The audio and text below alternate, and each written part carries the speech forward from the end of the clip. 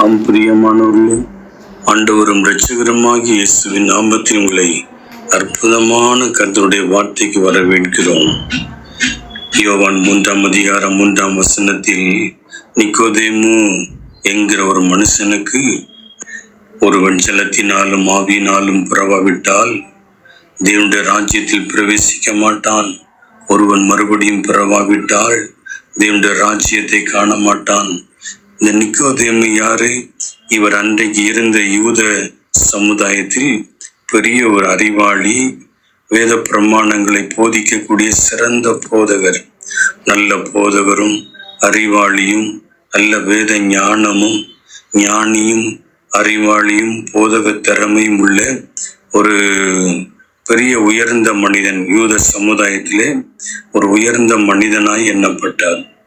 அப்போ அவரை அந்த நிக்கோதேமுவை பார்த்து இயேசு சொல்லுகிறார், ஒருவன் மறுபடியும் பிறவாவிட்டால் தேவனுடைய ராஜ்யத்தை காண மாட்டான். நிக்கோதேமு, உனக்கு வேத அறிவு இருக்கலாம், நீ ஞானியா இருக்கலாம், போதக திறமை இருக்கலாம், அனுபவசாலியா இருக்கலாம், யாரா இருந்தாலும் நீ தேவனுடைய சத்தியத்துக்கும்படி வாழ்ந்தால் தான் மறுபடியும் பிறக்க வேண்டும். ஜலத்தினால் ஆவியினாலும் பிறக்க வேண்டும். இந்த சத்தியத்தை உன்னுடைய அனுபவமாக்கி கொண்டால்தான், இது நீ கீழ்ப்படிந்தால்தான் தேவராஜ்யத்துக்குள்ள பிரவேசிக்க முடியும் என்று ஆண்டவர் சொல்லுகிறார்.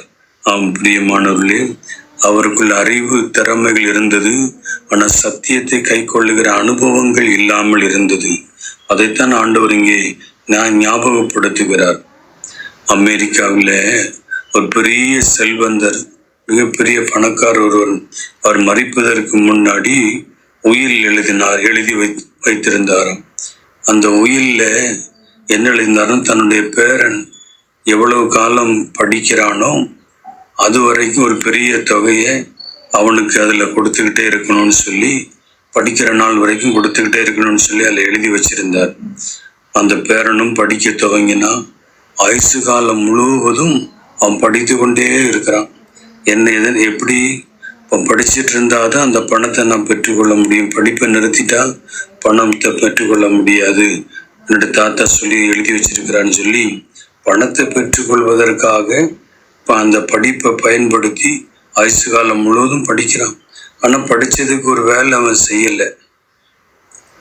அவன் படிச்சுட்டே இருந்தாதான் பெரிய தொகையை பெற்றுக்கொள்ள முடியும் என்று அப்படி படித்து கொண்டே இருந்தானாம்.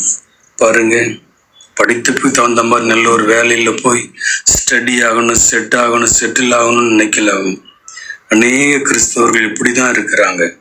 அவங்க பிரசங்கங்கள் கேட்பதற்கு குறைவில்லை, புத்தகங்கள் படிப்பதற்கு குறைவில்லை, நற்செய்தி கூட்டங்கள், செமினார், முகாம்கள், கன்வென்ஷன் கூட்டம், நற்செய்தி கூட்டம், எழுப்புதல் கூட்டம், காத்திருப்பு கூட்டம், அபிஷேக கூட்டம், ஜப கூட்டங்கள், ஏகப்பட்ட கூட்டங்களுக்கு போய் பங்கெடுக்கிறாங்க. போய் சத்தியங்களை கேட்குறாங்க.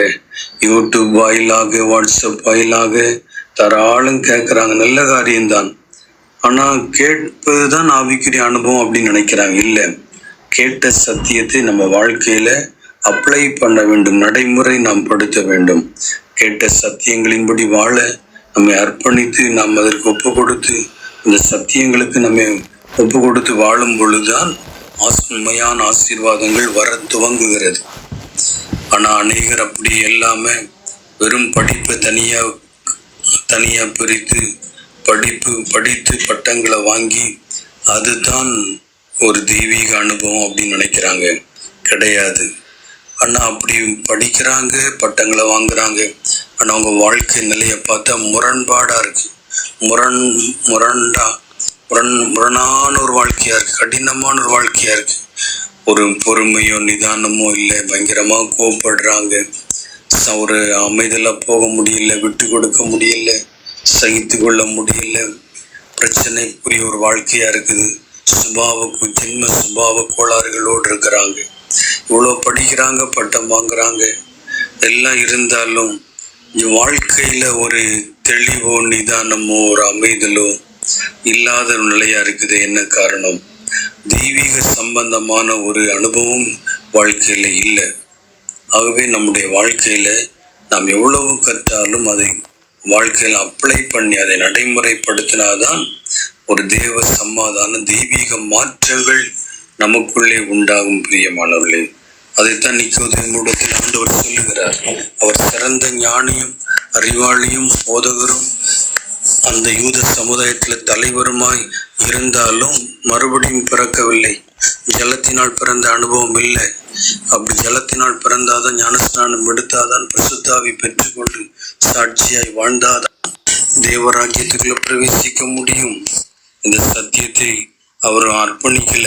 அதனாலதான் ஆண்டவர் சொல்லுகிறார், நாம் பிரியமானவர்களே, நாம் கற்றுக்கொண்டு கற்றதிலே நிலைத்திருந்து அதன்படி செய்தால்தான் நாம் தெய்வீக சுபாவங்களை பெற்றுக்கொண்டு கிறிஸ்துவின் ராஜ்யத்தில் சந்தோஷமாய் நாம் பிரவேசிக்க முடியும். அப்படிப்பட்ட அனுபவத்துக்கு ஆண்டவர் நம்மை அன்போடு அழைக்கிறார். அன்பின் பிதாவே, உம்மை நோக்கி வேண்டிக் கொள்கிறோம். நாங்கள் கற்று கொண்ட சத்தியத்தில் நிலைத்திருக்கவும் அந்த சத்தியத்தின்படி வாழவும் எங்களை அர்ப்பணிக்கிறோம். உடைய வசனமே சத்தியம்.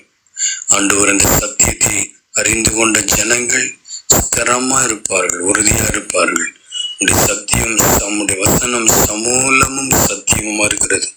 சத்தியத்தை அறிவீர்கள், சத்தியம் உங்களை விடுதலையாக்கும். ஆமென். கேட்ட வசனங்கள் எங்களுக்குள்ள நல்ல விடுதலையும் சமாதானத்தையும் கொண்டு வருகிறது. கட்டுகளை அறுத்து போடுகிறது. கேட்ட வசனத்தின்படி எங்கள் வாழ்க்கையிலே நாங்கள் ஜீவிக்கவும் ஜென்ம சுபாவங்களிலிருந்து, தீய சுபாவங்களிலிருந்து விடுதலை பெற்று தெய்வீக கிறிஸ்துவின் சுபாவத்தோடு வாழ்ந்து கர்த்தரை மகிமைப்படுத்த எங்கள் எல்லாரையும் கரங்களில் அர்ப்பணிக்கிறோம். பலவிதமான தொழில்கள், வேலைகள் போகிற மக்கள் ஆசீர்வதிக்கப்படுவார்களாக. குடும்பங்கள் அமைதியிலும் சமாதானத்தை ஆண்டவர் தருவாராக. வேலை செய்கிற இடங்களில் ஆண்டவருடைய ஆசீர்வாதமும் இரக்கமும் உண்டாகட்டும். தேவன் இந்த மழை காலங்களில் ஜனங்களை பாதுகாத்து கொள்ளுங்க.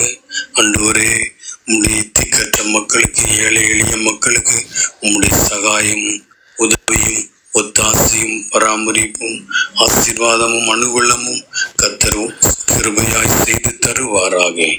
எல்லாரையும் ஆண்டவர் கை வைத்து ஆசீர்வதிக்கிறோம். இயேசுவின் நாமத்தில் பிதாவே, ஆமீன். கர்த்தர் தாமே எங்களை ஆசீர்வதிப்பாராக. ஆமீன், ஆமீன்.